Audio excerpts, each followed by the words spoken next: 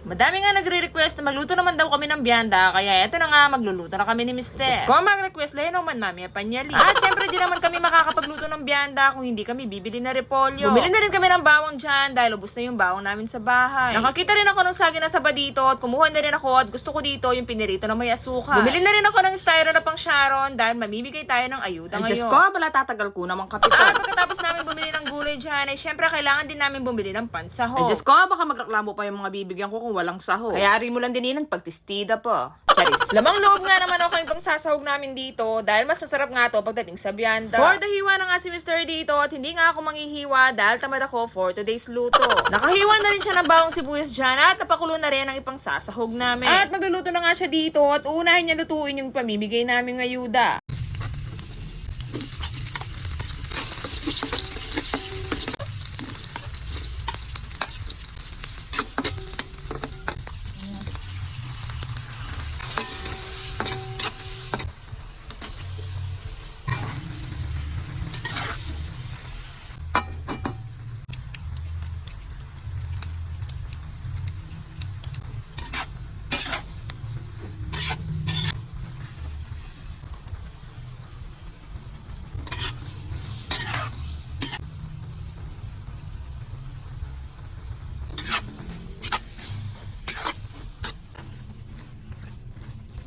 At lumaluto na nga, linagay ko na to sa lalagyan para may pamigay na rin habang mainit pa. Diyos ko, Sweldo Boss, saan ka makakakita na pagluluto ka na pag di-deliver ka pa? Biyanda sauce nga, niluto ni Mr. Jan. Ang kaibahan nga lang nito sa original na biyanda ay meron lang tong ketchup. Sinamama nga na una namin binigyan ng ayuda dyan at ang kuya ko nga nadatnan namin sa tindahan.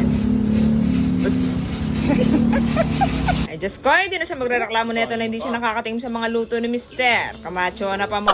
Sunod naman namin binigyan ng ate ko dito at pinuntahan namin siya sa apartment nila.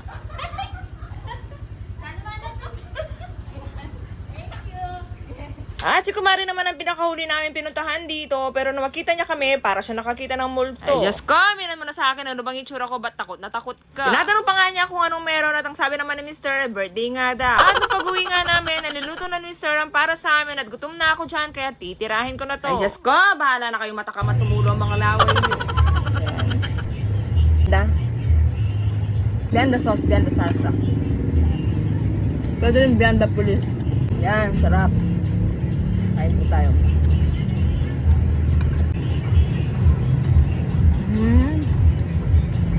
Masarap.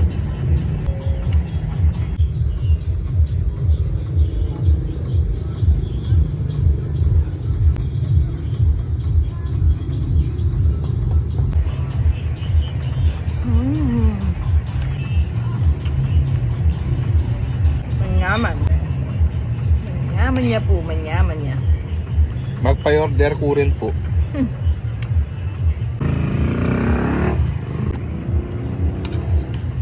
Saan na siya? Isa po kaso never mind.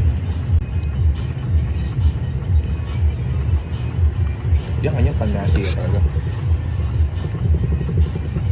Napali. At habang kumakain nga kami dyan, ay may dumating naman na Shopee dahil may schedule ako na for pickup ngayon. At shoutout po sa pickup rider na si Kuya Robby. Hanggang dito na lang muna. See you on my next vlog. Bye!